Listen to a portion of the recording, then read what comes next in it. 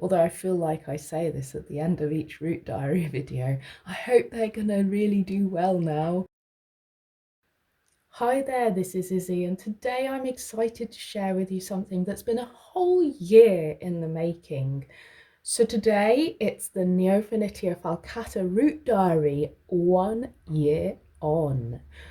So as a recap, this time last year I purchased and was given 6 fans of Neofinetia falcatas, and they weren't in the best state. Some of them were lacking leaves and had dry leaf sheaths. Some of them were lacking roots, and they were in varying states in between the full range of looking quite respectable and looking really, really shoddy.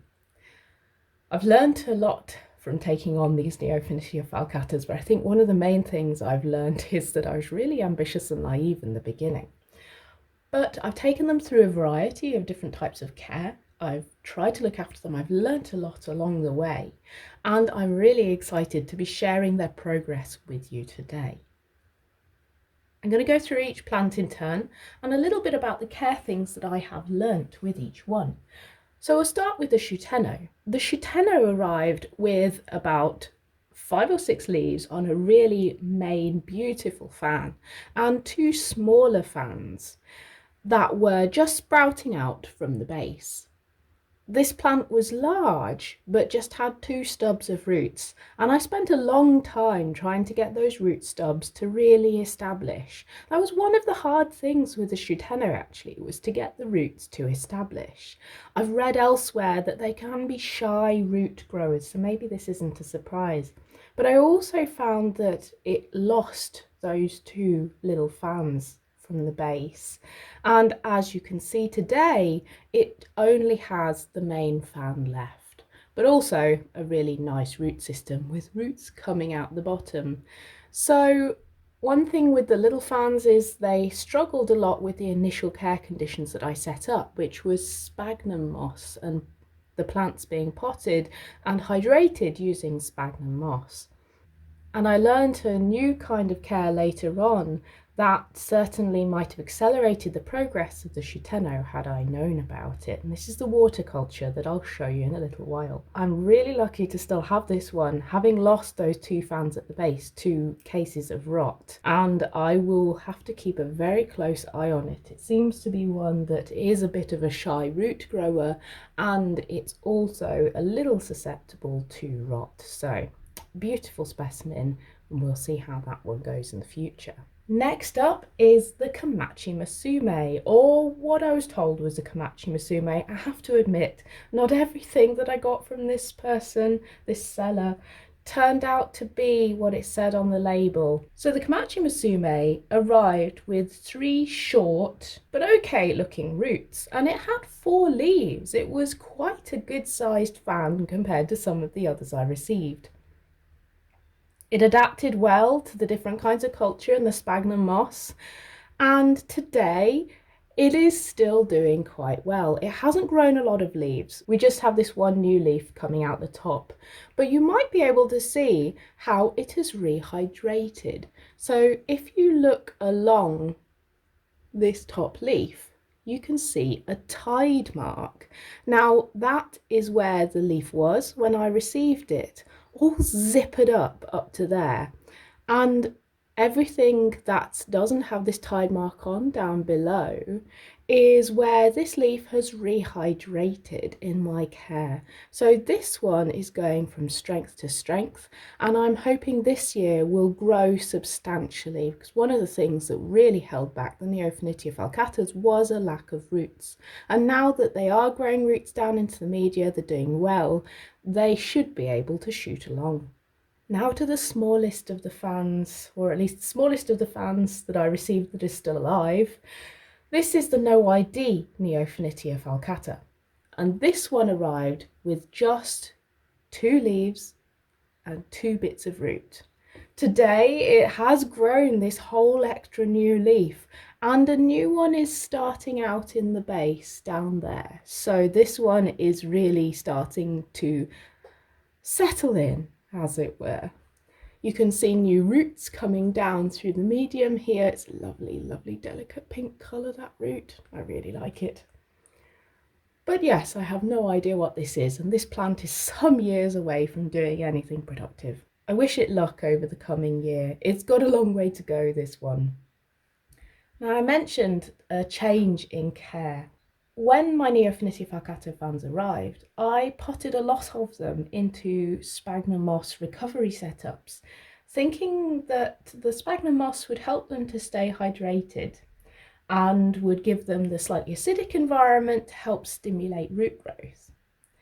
Some of them did not like this at all. You heard the Shuteno had difficulty with rot. Others just struggled to rehydrate and really couldn't put out roots. And a friend of mine suggested putting them into a full water culture type setup. And you can see an example of that here with Kyobijin. So with this setup, they said, just place the ends of the plant into some water and cover the top with cling film. Now the water is going to stimulate root growth and the cling film will help with humidity. One thing to avoid though is to get damp in between the leaves, and so you don't want to plunge the plant into water. And as you can see with the Kyabijin, it's really excelled with this kind of care. The Kyabijin arrived with 5 leaves, 0 roots and severe dehydration. It struggled to establish the new roots that it produced, and it slowly dropped leaves, lost hydration until I put it in a full water culture setup. And now you can see those gorgeous roots coming out the bottom. At some point soon, I'm going to move this to a moss mound. I think it's ready for it. But it's really amazing how it has grown these roots and how the roots give the plant a good solid base for recovery. They are so important to these little fans. Now, the one I've struggled with the most is the Owaji. So I thought when I purchased these plants, after a while, it emerged that some of them adapted very quickly and very easily to sprouting new roots, to being separated from the mother plant. Some of them really couldn't, and the Awaji was one of them. The other one was Shinryukou. Shinryukou arrived with very few leaves and it died very quickly. Now the Owaji arrived with more leaves. It looked to be quite a mature fan, but it just had one root that didn't look particularly healthy. And over time, it just dropped its leaves one at a time and really didn't want to grow new roots. I followed another suggestion, which was to soak off old leaf sheaths and remove them in order to provide space for new roots to grow, because one thing with a dehydrated plant is that it hasn't got the hydraulic pressure to push out new roots through really hard leaf sheaths. So I put the Awaji in for water culture when it got down to just 2 bits of leaves and waited. And now, at long last, the Awaji has finally grown some roots. So you can see it's been in full water culture for so long that it's also grown some cute little moss. It has very slowly over time sprouted 2 delicate thin roots, and as you can see, it's finally growing some minute leaves in there, really minute leaves. Why did this plant take so long? Well, it is a bean leaf variety, but also it was so dehydrated and didn't really have usable roots when it arrived. Basically, it's taken all this time for it to be in a setup where it's felt good enough to grow these roots. So that's how the 5 fans are doing that are still alive, and unfortunately a little bit about the Shinryukou, which we lost along the way. Now, I said I was really naive when I got these fans. I really didn't know what kind of care and culture to give them. The sphagnum moss at the start helped some of them to grow new roots, but if I'd known about the full water culture, I'd have done that right from the beginning. If I'd have known some of them were shy root growers like the Shuteno, I'd have waited a little longer before potting them up, I think. In an earlier video, I speculated that there were sort of three kinds of fan. That there were older fans, like the Awaji, with plenty of leaves and dead leaf sheaths, but not really roots, that struggled to grow new roots because they were older.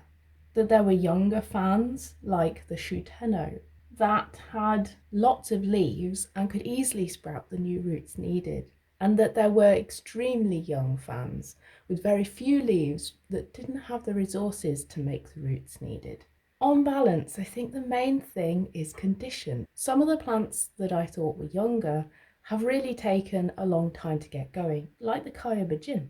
And some of the fans that I thought were older, no, actually, they kind of still took a really long time.